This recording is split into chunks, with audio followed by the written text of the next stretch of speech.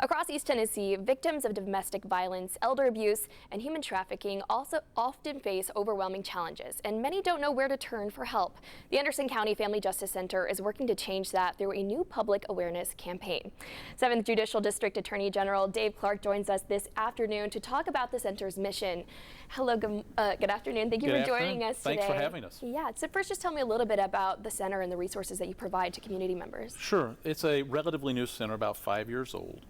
The center itself has about 30 partners that are providing help to victims of domestic violence, which could include intimate partner violence, elder abuse, child abuse, and the like. So we want to get the word out so people know that if they are suffering from these problems, that help is available. Yeah, how are you trying to get those word out to those people who may be suffering in silence? Sure. Well, we use social media, but we right now have a public service campaign. So if you go to see a movie in Anderson County or you listen to the radio, you're going to hear about the Family Justice Center and the options and services that are available for victims. Yeah. Why right now? Why is this an important thing that you guys are trying to spread the word?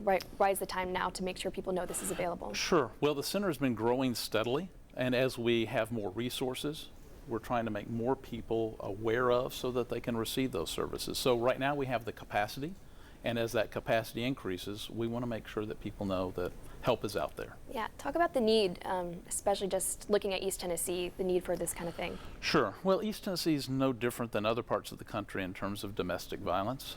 We have intimate partner violence issues in Anderson County, Knox County, and throughout the state of Tennessee.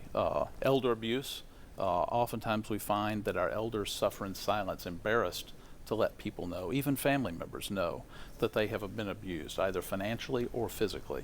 So part of this campaign is to let folks know that it's okay to come forward and that help is available in lots of different ways. Yeah. Are there any misconceptions surrounding issues like domestic violence, human trafficking that you guys work to clear up for community members? Sure. I think that there can be shame associated with it.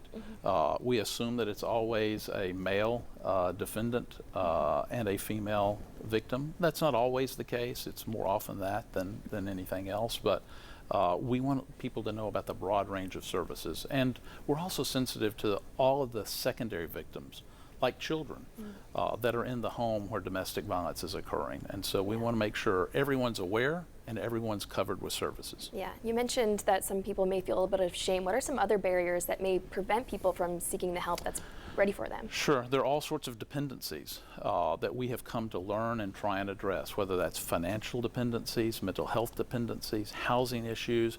One that surprised me was pets.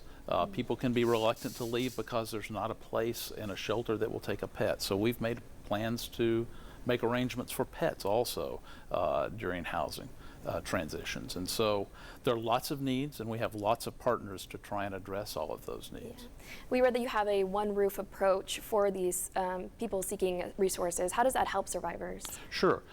Instead of having to go to multiple places, tell their story multiple times, they tell that story once at the Family Justice Center. And then for the most part, providers and partners come to the Family Justice Center to meet them where they are, whether that's mental health services that they can receive there or many other kinds of services. The providers will typically come to the center so the victims don't have to go to multiple places. Awesome. For our viewers who are watching today who may be wanting to seek some help, where do they need to go, and any message you have for those people? Sure, absolutely. In Anderson County, they would call the Family Justice Center, available by telephone, online, through a police agency. Any of those places are appropriate avenues to get help. Yeah, awesome. Well, that was very important work, and so glad we're helping to spread the word on that. Thank you so much for joining us. Thank you so much for your help.